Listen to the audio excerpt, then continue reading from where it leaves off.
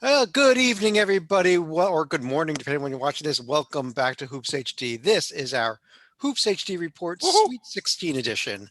I'm your Yes. host up here, Chad Sherwood, joined on my side here by Joby Fortson, down below by John Titel, and irrelevant in the corner across me is David Hey, Griggs. I'm the only one with a perfect bracket, so I don't want to hear that. Well, when you enter 1.4 quintillion brackets into the challenge, one of them is going to be perfect, right? I think that's the Yeah, odds that. I can't find the perfect one that I filled out, but I know that I did. We have had a hell of a first week of the NCAA tournament, to say the least, including they said that the total seed numbers of the 16 teams remaining is an all-time record highest total. So I think we're one or two upsets away from setting the all-time records for upsets in tournaments. It has been insane, I guess, to say the least. Yeah, now, Chad, I learned something. I didn't realize that they actually had a certain standard for an upset. It's 5 seed lines.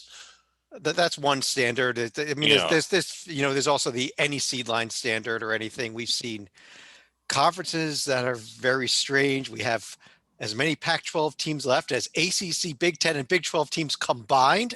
This yeah, is insanity. We have the Big 12 that started out 6-0 and has only won one game since then. I mean, it was yeah. starting with that aptly chrysalis. But what I'm going to do is I'm going to pull up the bracket here on the screen, and we're just going to kind of go through each bracket here that has been played out so far.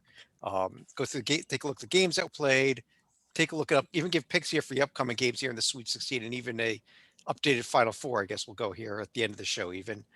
But let's start in the West region because it's the one on the screen there, which began, well, I guess technically it began with a real good game between Norfolk State beating Appalachian State and a 1-point win by Drake over Wichita State in the first four. And I think that was the opening signs of what this tournament was going to be like. Those Absolutely. two games. It was a great first four, actually, David. Yeah, it really was. And the first four, I've always had issues with it. Now, to be fair, it has gotten some teams into the tournament that I was glad to be in. But if you've ever been to the first four in Dayton and compare that to what a normal NCAA tournament experience is like, it's not quite the same.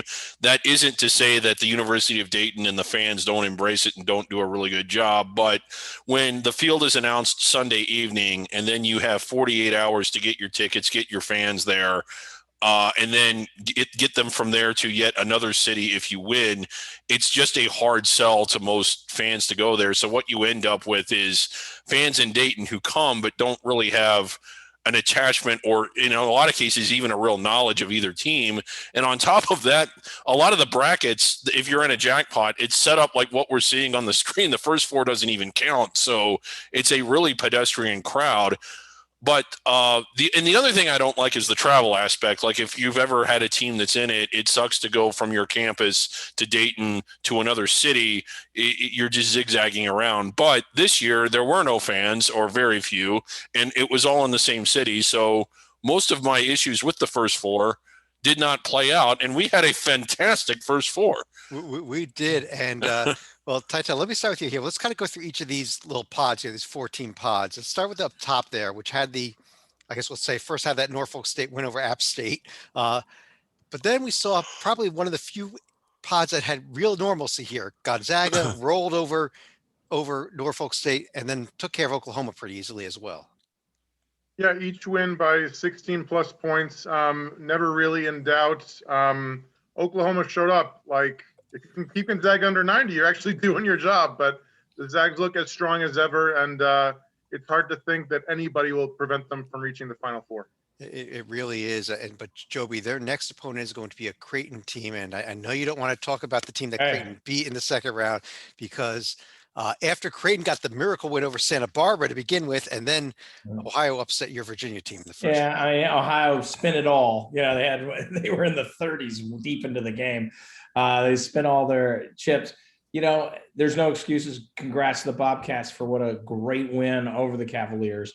I think that Creighton, it's probably more interesting to the normal fan to see the Zags, when we get to picks, roll Creighton than it will be to roll Virginia for a second time.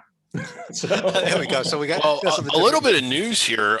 Let's mention Creighton in their first ever Sweet 16 in the 64 team era, and their first time ever winning multiple tournament games for such a storied program and a program that we're used to seeing in the rankings. Kind of unbelievable that it's been that they did something this year. They've never won 2 tournament games. They hadn't, and they should have lost that first game to Santa Barbara. That was one of the They better should have. games of the tournament so far. And Yes. And let's give a quick shout out to Santa Barbara. I've been lamenting from the last NCAA tournament how good that New Mexico State team was that took Auburn to the wall and kind of blew it. And I don't think New Mexico State would have gone to the Final Four, but I think they would have won 1 or 2 more games and people would have realized how good that team was. This was an outstanding Santa Barbara team that had a chance to win, that arguably should have won, and they had another winnable game lined up had they won that one. Now, I think it would have not gone any further after that, but I really liked this Gauchos team a lot, and I kind of hate that they sort of went unnoticed by the non-diehards this year. it would have been nice to see the Big West champ take on the West Coast champ with no Pac-12 team in sight. So that means the Pac-12 is bad this year, right? In the West Yeah. Coast? Let's talk a little Pac-12 actually, Titel. After another really good first 4 game when Drake got by Wichita State, USC then absolutely rolled them and then rolled Kansas. Destroyed Kansas, I believe, like the Jayhawks' worst ever tourney loss. Yeah. It's one thing if Evan Mobley's going off and getting like a 20-20 game by himself, but it's a total team effort. The defense, as you can see, top notch. And give Andy Enfield credit, like he makes the Sweet 16 with bad teams like FGCU, great teams like USC. I mean, this guy can coach. He really can. And this was probably the most impressive game I saw in the second round. What USC did to Kansas, and given it was the last game of the night, it was the only game on, and you're sitting there just kind of almost suffering through because you want to watch the end of the games. But Yeah. it was so ugly. But David, their opponent's going to be Oregon next, who only played 1 game, and this is probably the saddest story of the first round here. What happened with VCU? The rules were that if you had at least 5 healthy players, you'd be allowed to play. But the problem with VCU, as I understand it, was they started getting positive COVID tests on the team around Wednesday, and they just kept getting more and more new players getting it into Thursday and into Friday. And it just reached a point where, we didn't know if we had people that had COVID that just hadn't tested positive yet because you were getting new infections. The team had been practicing together for a couple of days. And so the health officials in the county and the NCAA got together and said, listen, we just can't run the risk here. We've got to shut this team down. And Yes. the game was ruled a no contest. Oregon advanced and took on Iowa.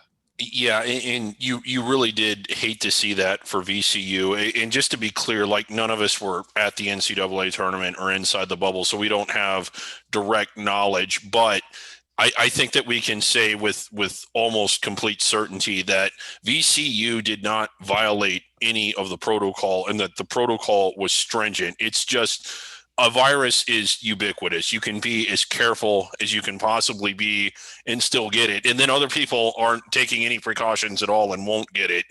But they went through, was it 7 days of testing? 9, was it 7 or 8? I think Joey knows. It was 7 because they had played. Yeah. Yes, They 7 days. They had played the Yeah. A10 final And on 2 Sunday. of them had to be PCR. In other words, Yes. 2 of them had to be the brain test. Yeah. So to And speak. they got through that. They got through all of that. But I don't know what somebody in their travel party could have. It could have been in a state of like dormancy or an incubation, and it just sort of came out once they got there. While players were isolated in their rooms upon arrival, I believe were teams restricted to their floor? Was that how it worked? They were restricted to their floor, but Yeah. because they had passed their first test, they had begun Yeah. practicing with each other also, which caused another layer of concern because it's not like the people that tested positive had been isolated from the rest of the team, and that was one of the issues that came up here also. Yeah, so I just want to make it clear that I don't believe VCU did anything wrong or No, did anything Absolutely outside not. of the They protocol. did not. They did not. It was Yeah. heartbreaking. Yeah. Yeah, Now, but yeah, I'll give Dana Altman credit though. A lot of coaches in that situation would have said after doing their prep for VCU and finding out that night or that day, oh, okay, well let's rest. Let's take the day. Let's use it. He immediately went into prep and practice, and by the end of that night, they were already, and they were fortunate, they already were doing a game plan for Iowa, knowing that Iowa, was going to for surely advance against Grand Canyon, as Oral Roberts proved against Ohio State. But and so give them, they took the unfortunate news and they immediately acted upon it. And that, that quick thinking, not saying that's the reason they beat Iowa, but it certainly helped. Well, and Tytel, look at that score in the Oregon-Iowa game, 95 points. Oregon is not a high-paced offense. Dana Altman switched up his game plan because I think he knew that Iowa's defense was suspect and just ran up the score on them. Isn't that what happened there? A very balanced game too. It wasn't like one guy going off for 30 like Garza did. Ironically, it was a group effort. I think 4 guys in between like 17 and 22 or so. But yes, you're correct to point out that the Ducks are usually not this good, but I give less credit to Oregon's offense and more blame to Iowa's defense. I love Garza. He is the player of the year, but it's not all on him. But there were a lot of defensive plays where you're just wondering what the heck's going on. I just think there's a lot of, I think I give some credit here to Oregon for knowing that Iowa had defensive problems and saying, we're going to go right at it. We're going to game play. We're not just going to play our game. We're going to play to their weaknesses. And what you saw in that game, and John's exactly right, is you'd see weird things like they bring the 5 out, which Oregon doesn't traditionally do.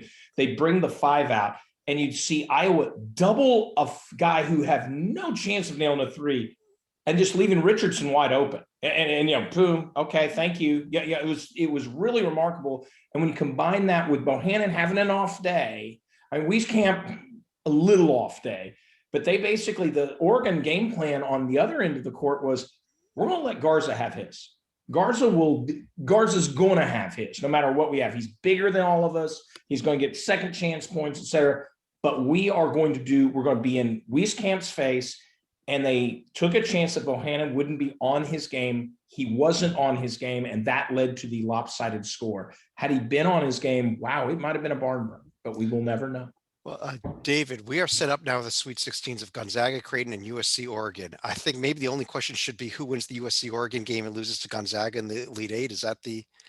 Maybe, but if you're pitching this to the fans, you need to point out that USC beat Kansas by more than Gonzaga did. David, who are your picks to win these 3? Oh, Gonzaga. Gonzaga. Okay, Gonzaga both games, and yeah. Who wins the USC Oregon game in your opinion? This is a tough one because of how well USC played. I know Oregon won the first meeting. I'm going to go with the Trojans, just based on how impressed I was with them in the last game. But I think it's going to be really good. John, do you agree with that? No, because he's wrong. So USC actually won the first game, David, just so you're clear, by a score of 72-58, and they were playing without Isaiah Mobley. But I think even though the Ducks are playing phenomenal, I give the Trojans the edge, but I just think Gonzaga is on a mission and it's too much to overcome. Yeah. Joby, USC. Well, I got the pick right. I just got the fact wrong. Okay. Yeah. Okay. So we're going Gonzaga over USC then. So I was right. Okay. I was right. All right. Well, I'll tell you what, Joby, why don't I have you start off here? Let's scroll down the screen here a bit down to the East region, which was supposed to be the most chaotic region. It might have been the most sane region. It was the most sane region. I mean, you have chalk in 3 of the 4 positions, unheard of, And but of course we'll get later in the bracket to why there is a missing chalk fact. Yeah. Well, why don't we start at the top here though? With Michigan, without Isaiah Livers, didn't need Michigan. him. Yeah, hey, they took care of business against they did what they're supposed to do against Texas Southern, which won a very dramatic game. Yep. We're talking about all these dramatic games against Mount St. Mary's. It was great work by Texas Southern to make it. We'll get to the other. We mentioned already they became the second HBCU to get their win. The first time 2 HBCUs won a game in the NCAA tournament at the same time. Sorry if that's someone else's final thought I took away. But LSU on the other end looks, they played solid against the Bonnies. I actually thought LSU was going to win. I'm not going to lie. I thought LSU was going to upset Michigan in this. And Michigan, early on, LSU was hot, without a doubt. But it looked like they were spending their hotness. And once Thomas, I think, was 5 for his first 6 and then 1 for his next 6. And that when that lull happened, Michigan had stayed close enough. They were not blown out. They had stayed close enough to the point where, okay, let's get it on. And Wagner played well. No one could handle Hunter Dickerson inside, and Michigan marched on without Isaiah Livers and looked very solid against a very good LSU team in the process. Right. And David, their next opponent's going to be a Florida State team that some people thought Greensboro could beat them. They didn't. And then they went and gave the Pac-12 its only loss of the season after they took care of Colorado. After Colorado looked so good with McKinley Wright going off for like 10 million points against Georgetown in the first round. Yeah, and this is a Florida State team that really is on fire right now, because this was a good Greensboro team. If anything, I think Greensboro was capable of being seeded better than what they were. I thought they were seeded where they belonged based on their performance, but it's a team that was certainly pretty good and tough to beat. But what they did against Colorado, and this is a Florida State, I mean, they're on the brink of potentially getting to yet another Elite Eight. Like, you don't hear Florida State mentioned with Blue Bloods, but the first place team in the ACC a year ago would have almost certainly been a 1 seed had we had the NCAA tournament, a recent Elite Eight, another Sweet 16 this year, and another possible Elite Eight. Is this program undervalued by the nation? Another possible Elite Eight. Let's talk another possible Final Four. A possible Final Four here. They were my Final Four pick actually out of the East region last week. I love the way this is playing. I mean, Leonard Hamilton, you got to give him credit. And what was the stat I heard that he went his first 7 years without an NCAA tournament berth at Florida State? And that shows you something for sticking with a coach as opposed to firing it if you have 3 or 4 bad years. Right. And what's remarkable about that is that Florida State was patient enough to not fire him, and it is paying off. He's a great recruiter. He develops players really well, and he is building. I don't want to. I'm curious to hear Joey's opinion on this, but they're one of the premier programs in the ACC. Of course, they are. I mean, it's nice to see where over the last few years, yes, Duke and Carolina. With Duke and Carolina falling back the last 2 years, not the last 5, because Carolina has 2 titles in the last 5 years, so they're not necessarily falling off. And Duke still is living off some pretty good years as well. Florida State and Virginia have made themselves a gang of 4 at the top. If going into a generic year, there is an equal chance that on a generic year that Virginia or Florida State will win the title, the regular season crown, as there is Duke and Carolina. Plain and simple. I'll tell you what, let's move on to the next pod here. Titel, let me bring you back in. Another Pac-12 team into the Sweet 16. UCLA, who survives Michigan State in overtime in the first 4, then takes out BYU, and then gets a little bit of help from a little school named Abilene Christian to avoid the toughest second round game. It seems like every single year, some first 4 team makes it to the Sweet 16. And one of these days, I'll actually listen to my own advice, but I still can't believe they did it. They've been missing their senior leader, Chris Smith, since he tore his ACL on New Year's Eve. And we all know Mick Cronin's history. And give them all the credit in the world because they've been playing. Mick Cronin doesn't make the Sweet 16. He never makes the Sweet 16. That's my point. And did it under these circumstances, and I still don't know how he did it. I still don't know how Texas lost, but it happened. Yeah, that I don't know how Texas lost either. I still haven't figured that game out. UCLA did what you're supposed to do against Abilene Christian, win by 20 points. Texas. Especially the Big 12 was 6-0 going to that game. That was, I believe, the very last game of the first round, and that was. And so they kind of set off a chain reaction with only Baylor winning a game since then. It was bad. But while UCLA is probably the story because they're still playing, the Abilene Christian game was a sloppy game, but I think part of that is credit to Abilene Christian's defense. And let's give them their their hugely earned moment here. A recent transition team. I think this is only their 4th or 5th year since coming off transition. Their second NCAA tournament. Second consecutive NCAA tournament, by the way. Yeah. Oh, yeah. Yeah. I guess you're right, because we didn't have one last year. They wouldn't have gotten in. But they like, made it last year. No, yeah. But what I mean, you want to talk about one giant leap for a program. Oh man. And congrats to them. They've been fun to watch ever since they came up. And on the way next year to a very interesting new WAC conference. Yeah. So that with a lot of Southland teams going over. But Joby, UCLA now gets Alabama. Ooh. Looked half decent against a couple of teams there. Yeah. Well, I mean, Alabama actually. They struggled against the one that I point to is actually the Iona game that gives you hope almost as much as the dismantling of Maryland. To start with, Maryland, surprising. Good job beating a Connecticut team that a lot of people had advanced more than just the one round. They were looking. I saw what Wally Zerbiak had him as a Final Four pick. Yeah, I mean, I'm not saying that was kind of crazy, but that's not crazy to say that Connecticut was a good team. So give Maryland all the credit they have there. Alabama, then you could say it was lackluster is the best word against Iona. But here's what Alabama did. They weren't hitting shots. Petty continued to struggle. And what did Alabama do? They turned on the defense like Alabama is capable of, and they grinded out a win. Then they play Maryland. Maryland, Ayala was in particular unstoppable, even with good defense. And you're looking, and Maryland is just shooting lights out. The bank is open. I mean, you're on a 3. I mean, it was like, wow, Maryland's just hitting everything, just like I was talking about with the Michigan LSU game, except the Michigan LSU game was pretty even. Alabama was up 11 at half, even despite Maryland shooting lights out and doing everything right. It was remarkable. And the reason why is because Nate Oates, when his system is not clicking, you win a game like Iona. You can fall back on it, the defense. When it is clicking offensively, they are the team, not saying will, but they can beat Gonzaga if they're kicking. I don't know if they'll make it to that point, but oh my goodness, Shackelford was unhittable. And by the way, they were without Jones, a SEC player of the year, defensive player of the year. He got his second foul at the 15-minute mark of the first half. They were missing him those final 15 minutes, and they still extended a double-digit lead.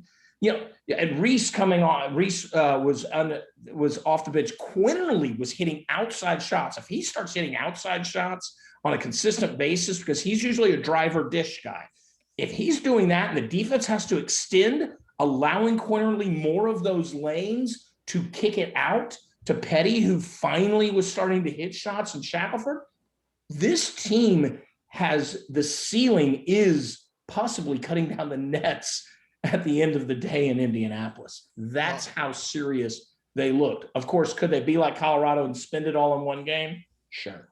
Well, let's ask the question of how can they get to that Final Four? And John, let me bring you back in. Who wins these 2 games and who comes out of this region in the East going forward? I think this is the hardest region to pick, but I'll do my best, Coach. I still think that even without Isaiah Livers, Michigan can get it done.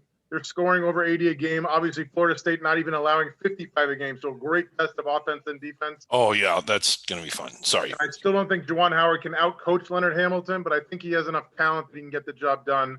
And as one of the few, if not only Big Ten teams left, he kind of has to. As far as the one on the bottom, I think it's going to be Alabama just because they looked unbelievable. That game was not as close as the 19-point final margin. And the offense and defense just looks amazing for Coach Oates. So I got Michigan up top, Alabama down below. And I really think Alabama can get to the Final Four. Like, it's Nate Oates has something special going on here. He's got contributors across the board. This is the game I think that if Livers is hurt, that the luck runs out for the Wolverines. David, do you agree with him? Alabama over Michigan? I don't strongly disagree, but I think I'm going to go Florida State over Alabama for my own personal pick. But I mean, this Alabama team is really on fire right now. So I am, when I say I'm picking Florida State, it's a 52-48 pick at most. Joby, I need you to make two tiebreakers then for That's our consensus tough. pick. Well, Michigan, Florida State, first of all. My effuse, you could tell where I'm going on the final game, but Michigan, Florida State is a really tough call, and I'm going to copy David and say 52-48. On the percentages for Florida State and Leonard Hamilton. They made the Elite Eight before. I think they'll do it again. But once again, I think the Final Four will be elusive for Leonard Hamilton yet again. But these three teams, if Michigan is hitting on all those cylinders, man, it's a fun region to watch. And watch UCLA come out. Yeah. Hey, Ty, quick question. Like, Juwan Howard can't outcoach Leonard Hamilton, but can Philly man Phil Martelli do it? Who doesn't love? Yeah, I'll tell you what. I like that. Good call. Yeah. Let's slide on. I'm gonna slide on over here to Region Chaos, aka the Midwest region. I don't even know. I get. Well, let's just start at the top here, John. Let me start off with you. Somebody's gonna make the Elite Eight off these two teams. So one of these four teams is gonna be the Final Four. But let's start off with Loyola Chicago over Georgia Tech, and then what they did to Illinois. We know an Illinois team that was in so many people's national championship game.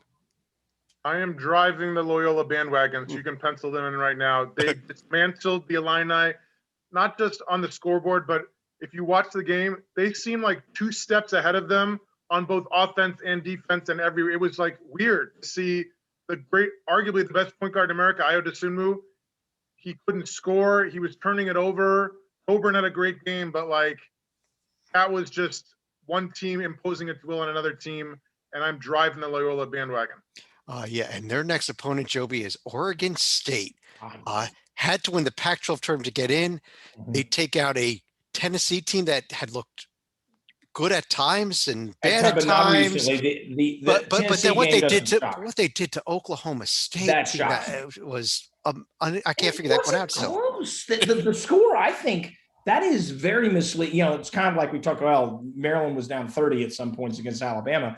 Likewise, Oklahoma State was down double digits throughout that entire game, and I just was waiting for Oklahoma State to come back. They're the better team. They've looked better all year. When's this Oregon State magic going to end? It never did. And at some point, you've just got to say, well, maybe Oregon State's pretty good. And, and so Oregon State, give them all the credit in the world. I don't think Oklahoma State, they didn't play their best game, but come on, it's the tournament. You got to win 6 to win it all. You're going to have games like this, and you got to survive them. They didn't.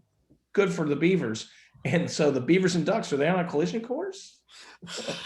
Hey, that was, it was the regular season finale between the two teams, and it was a footnote type of game. And, and if they end up on a collision course. Exactly. And then they play in the Pac-12 tournament again, and you think, Oregon State wins because it's the in-state thing. And if Oregon State were playing, Title's Arizona on a normal Arizona year, they would have probably got killed. But no, Oregon State, they're the last surviving OSU. Who would have thunk it? Yeah, and David, in the next bracket there is a new rule for all brackets. Yeah. If Syracuse is a bubble team and gets in as an 11 seed, just maybe put them in the Final Four, at least put them in the Sweet 16. Jim Boeheim, a lot of people deny believe the Syracuse team belonged to this field. Here they are in the Sweet 16 after blowing out San Diego State and then getting past West Virginia.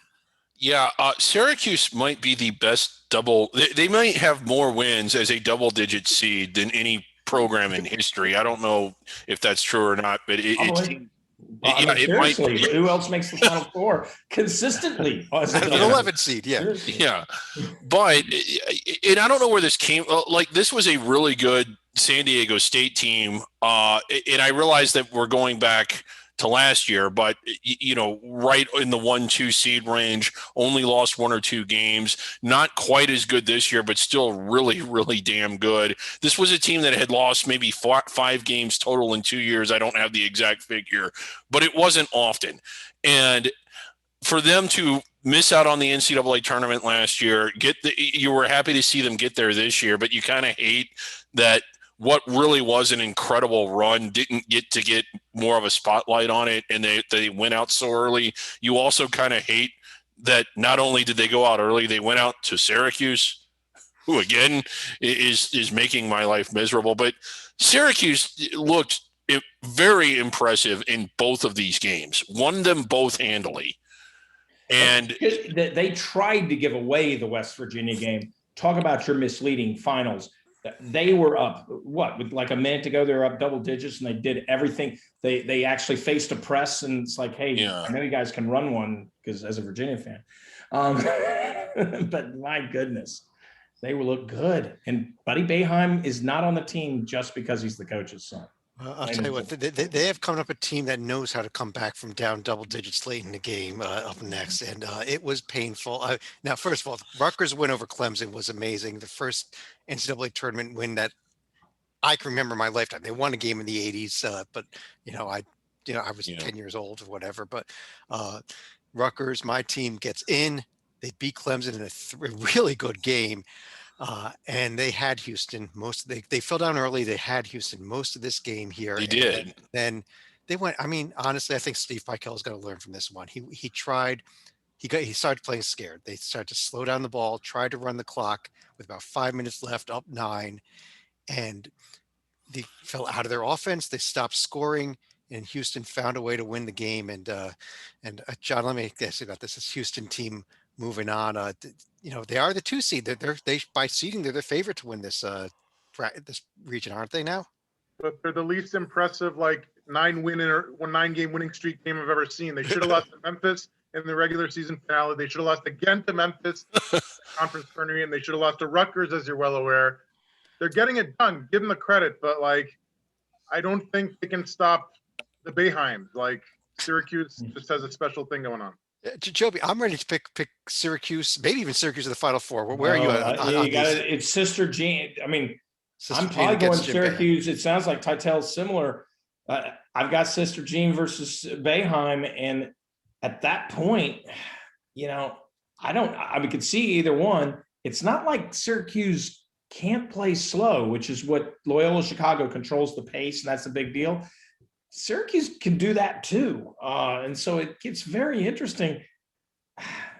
I don't know where I go with it, but I am going to go with Boeheim. But I can hear the arguments for Loyola real easy, and even Houston, because Houston's the most talented of these teams. Well, John, you already told us you're on the Loyola bandwagon, right to the Final Four, I assume. So, David, let me have you cast the tiebreaker there. Loyola, Syracuse, who makes the Final Four? Well, I think Loyola I've just been really impressed with them. I think they look the best against the best teams, particularly Illinois. Yeah. But I also think Syracuse has played really well. And Syracuse has a tendency to be able to really annoy me and annoy a lot of people. I think they beat Loyola and then Jim Boeheim makes fun of Sister Jean on his way out the door just to rub salt into the wound. So we're putting an 11 seed in the Final Four, and I'm not upset about it. I'm not I look at these 4 teams left. I am very upset about it. If we had picked this last week, we were doing the entire tournament, I would have said you guys are nuts putting Syracuse in the Final Four. At this point, you can't not believe in them. They did to probably might have been the 2 best teams in this region, or 2 out of the 3 other than Illinois. But oh, wow. But no, he will kill Sister Jean, because that's just nice. What he's not going to kill Sister Jean. David, okay, kill the spirit of Sister Jean. David, he will make Sister Jean cry. Come on, David. How about talking about Baylor up there instead? They are the lone remaining Big 12 team. They took care of Hartford easily. I don't think they really struggled too bad with Wisconsin even. No, they didn't. And again, the number 2 overall seed, and looking like it, one of the few teams where the chalk hold and they played as expected. They're facing a Villanova team that I would have been really surprised by. I didn't think they'd get by Winthrop. They were sort of limping down the end of the stretch, especially after the injury to Cunningham. And did I say that right? And not being at full strength, but they. I think you're talking about College Gillespie. I don't know who. Gillespie. Yeah, Gillespie. Randall Cunningham because he lost to Oregon State. Well, Randall Cunningham is also injured, and I think that has impacted Villanova, even if it had. But anyway, okay, Gillespie. Thank you. but they've looked really good in both their wins. I didn't expect them to get by Winthrop, and I didn't think they'd get by North Texas, and they really handled them. I think North Texas went seemingly 10 minutes without scoring and then never caught back up. So I've been impressed with Nova, but I think Baylor wins. I don't know if a blowout, but handily. I don't think they sweat too much. Yeah. Well, Joby, let's talk about that Villanova and the North Texas win over Purdue in overtime. Yeah. It was outstanding. But Yeah. You saw this in the Conference USA final. North Texas pull off something similar. And so when it came down to that point, when it went to OT, which, North Texas had the final shot. When it went to OT and North Texas got up, I said, you know what? They've been here. I don't know if Purdue really has been here. And it's one of those situations you hear the commentators talk about. I think it's true. In those situations, the higher seed is the one that gets tight. The higher seeds that we're supposed to be here. Early in the game, it's maybe the lower seed, but late in the game and in overtime, the higher seed, and Purdue got tight, and North Texas took advantage of their opportunities. They had some circus shots go in. Fair enough. Yeah, they did. But the fact of the matter is I felt once they had that lead, that double basket lead, I think they got up to 5. I think they got a 2 and a 3. Once they got that 5-point lead with 3 minutes to go, it was theirs for the taking. And to their credit, they took it. Yeah, real impressive showing for the Mean Green. And I think, I can't remember names or specific facts, but I believe this is 5 times in the last 6 tournaments we've seen a Conference USA team in the round of 32. Yeah, Conference USA has done really well in the first round last several I will tournaments. say they ran out of gas from that overtime game. Yeah, they had nothing. I hate all credit to Villanova, but I was ridiculous. I was definitely more disappointed in Winthrop than impressed by Villanova in the first game. I was in shock how bad Winthrop played. For those, I was too. Winthrop did not deliver, and I thought they would deliver. I was really, every one of my brackets, that's a 12-5 I'm picking, Yeah. And good for Villanova. They took care of business. I think they got a tired North Texas team 2 days later, and good for Villanova. They took care of business. A lot of teams did not, Texas, Virginia, etc. So give Villanova credit where credit's due, but I think we are hinting where we're all going to be picking. Well, I'll tell you what, let's go down here. And John, let me bring you back in here because I think one of the best matchups of the second round ended up being both on paper and I think in the game itself too, was this Texas Tech Arkansas. That was a true second round heavyweight battle. We didn't get very many of those. And I still don't understand how the Razorbacks pulled it out. So if I told you that you got Chris Beard on the sideline, his team makes 10 of 23s and only allows 4 of 17 from behind the arc to Arkansas. He makes as many free throws as them. He out-rebounds them. He has the same amount of turnovers. Arkansas had 1 block and 0 steals. You'd thought Texas Tech won by 25. I still don't know how he did it, but he did it. Points off turnovers.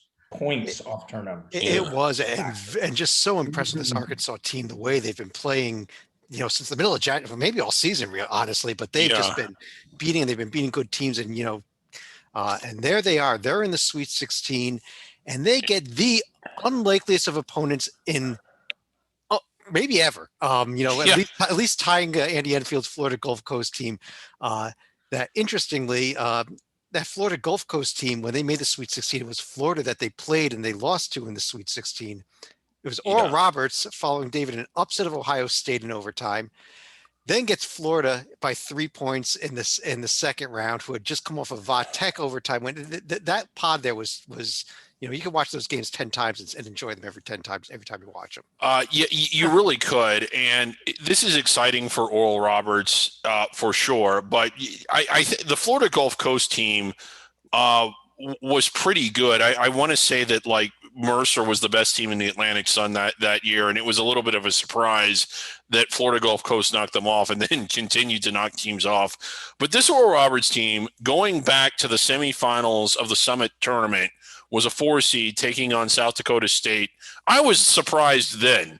I am dumbstruck now. Their last 4 games have been won by 2 points, 3 points, 3 points, and 3 points. And I think is it at least one went in the overtime. Did one of the Summit games go in overtime? No, some games didn't, but I don't believe they did. I don't believe they did. I'd have to double check on that. But obviously they had the overtime win over Ohio State, and first time a 15 seed ever won an overtime opening round game. They've won opening round. And they do have good shooters. I know Rocco's been high on this team, but like, we actually kind of followed them throughout the season, and at no point, this is preposterous. It wasn't. When we've seen 14 and 15 seeds go on runs before, they've shown signs of it, because the Florida Gulf Coast team was good. Now, they didn't really get their transition game going the way they did in the NCAA tournament. Dunk City didn't really happen in the first 16 weeks of the season. But at no point did it look like Oral Roberts could win the Summit, much less get to the Sweet 16. There they are, John. Yeah. They don't have a shot against Arkansas, do they? They do, but not because of the reason you think. It's not going to be because Max Asmith scores 35 or Kevin O'Banner scores 35. It's going to be because they have a coach in Paul Mills who not only has like the great coaching pedigree and worked for Scott Drew at Baylor, he's probably the only coach I've ever heard of with a master's in biblical and theological studies. So as much as you want to give Sister Jean credit, there's some religion going on in Oral Roberts. Are you going to take him? I'm not, but like, Okay. On a mission from Gad. I won't. I will not take them. Joby, it's going to be Baylor versus Arkansas then. I assume Yeah, we all agree on that. But No, I will say, if that was to Richie McKay, at Liberty's just getting no shift, just not advancing this year. I'm so sad. But Baylor, Arkansas, and this is the Baylor team. The old Southwest rivalry. Yeah, this is the Baylor team that we kind of forgot about, and they're back. They're back. And I think that they are going to have a lot of fun going a long way. Baylor it is. David, do you think they get beat Arkansas also? Yeah, but I really like this Arkansas team. I am Not enough to about beat Baylor. 6 You like them, but you don't like them better than Baylor. That's right. Yeah. The question is, does Baylor play Houston? For more Southwest. Yeah, Baylor just reinventing the Southwest Conference here. And like, if you followed the Southwest Conference in basketball, Texas did what they did in the Southwest Conference, which was stink. Yeah. Oh, that was a black and blue league. Well, let's take a look at our potential Final Four now from what we're calling based on where we are at this point. A little different than where we were a week ago when we had Illinois in there and we had, Tita, let me start with you. Gonzaga, Alabama. Who would you take in that game? It's going to be a fantastic game to watch with those offenses. I take the Zags just because I think the current count is that they've won 51 of 52. Like, they're just that good. David, who would you take in Baylor, Syracuse? Probably Baylor. I think they finally put us out of the misery that is Syracuse. Joby, this was my championship game heading into the tournament. These were all season we were saying, Zags of the Baylor. Let's just put them in the championship game, especially after the regular season game didn't happen. If it happens, who would win it? I think I think it is going to be so neat that the team that finally brings home that undefeated 1976 thing doesn't start with D for Duke or N for North Carolina or K for Kentucky. I am actually excited that we've got a real shot. And what I think, if I had to pick, I think is going to happen. We are going to see an undefeated champion, but they will not have, with what we see, Alabama, if they are on their A game, and Baylor, that will not be a automatic easy hill to climb. I just think that Gonzaga is built to do it. Yeah, and that was it 76 that Indiana did it undefeated? Yeah. Yes. Interestingly, last time Kentucky and Duke both missed the NCAA tournament in the same year, 1976. Ooh, that is interesting. Just saying something here. You leave Kentucky Duke out, someone goes undefeated. Yeah. But on that note, real quick, I want to take a look before we go into any other final thoughts here. I want to take a look. There's a couple other tournaments going on. The CBI is going on, for for the extent anybody cares about it. Yeah. Cliff Ellis has his Coastal Carolina team in the championship game tomorrow night. It looks like they're probably going to be playing Pepperdine, who's finishing off Bellarmine as we record this. NIT is also going on. Pull that bracket up on the screen here. They only played one round so far. Titel, have you been watching, and do you have a pick here to win this thing? What's left? I have been so busy with the other tournament, I have not given this the due it deserve. Doesn't deserve much. So. Yeah. You've done exactly what you should do. I have seen 2 games. You've got an all CUSA game there in Western Kentucky La Tech. Yeah. Yeah, I that's a do good love, one. the Hilltoppers and Bassy, so if I have to pick one, I'll go with Western Kentucky. You go Western Kentucky to win this thing? Sure. All right. All right. Yeah, but that's it. It is picking up again Thursday night. There won't be any NCAA Thursday night. So anybody that's looking for something to watch, We will be watching. watch some NIT Thursday. And then the games, I believe, are early on Saturday and Sunday before the NCAA game starts. So if you're looking for nice a little lead-in. a little appetizer heading into the NCAA games, you can watch these games. There's going to be a third place game for the first time in years in this tournament also. But that's kind of it. Let me put the other bracket back up. I was actually pull this down here actually and run through each of you for any other final thoughts you have on everything we've seen so far in the tournament and what's to come here for the next week. Joby, let me start with you. Well, I mean, what a tournament we've seen so far. Those highest seeds, all of those things coming along. One thing that I will point out to are Illinois and our Ohio State, but particularly Ohio State.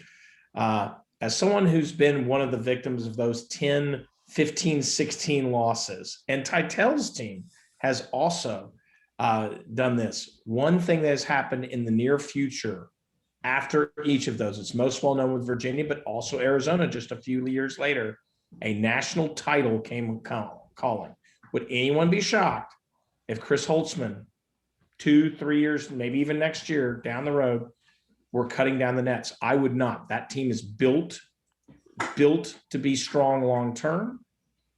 I think Ohio State is a team actually to watch, especially if they handle this loss right now and address it and use it as fuel. Watch out, because they could be a team on a mission next year. Yeah, I think we also got to watch out for Indiana in the future, though, because they are going to hire Nate Oates away from Alabama because Alabama doesn't have enough money to keep him. Oh, never mind on that. But in all seriousness, John, any other final thoughts? Well, I'm still waiting for the AC8 bracket update, but in the meantime, we're working on it. Player that caught my eye, ironically, is no longer in the tournament. Cameron Thomas of LSU, third player in the last 40-something years to score 25 or more in each of his first 2 tournament games. As a freshman, the other 2, a couple guys named Kevin Durant and Zion Williamson. I still can't figure out Thomas's game. He doesn't and Fly Williams, John. And Fly Williams. He's the 4th. Past the 40 years, but yes. I can't figure out his game in terms of he doesn't rebound or pass or play defense, but he's a pure scorer. And those guys are succeeding in the NBA as we speak, so I think he will too. It's just such a pleasure to watch a guy who all he does is score, but he does it better than anybody. I'll tell you what, David, before I go to you, I want to give a shout out here. Actually, I mentioned him already very briefly to Cliff Ellis over at Coastal Carolina. He tonight with his win in the CBI, he tied Adolph Rupp for wins, all-time career wins. He is number 5 in active coaches' career wins behind Coach K, Roy Williams, Jim Boeheim, Bob Huggins, and then Cliff Ellis. You kind of forget about him. Has had an amazing career and might be getting himself a championship tomorrow night, albeit a fairly minor one. But yeah. David, you want to finish off the show? Yeah, and I realize, Titel, you might have to dip out. So if you do, thanks for being on.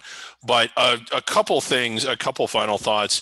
One is like how tumultuous the NCAA tournament has been. I can't help but think that it was in part due to us not having the full regular season and the full slate of out-of-conference games. Everyone is kind of surprised at how badly the Big Ten performed after looking so good all year.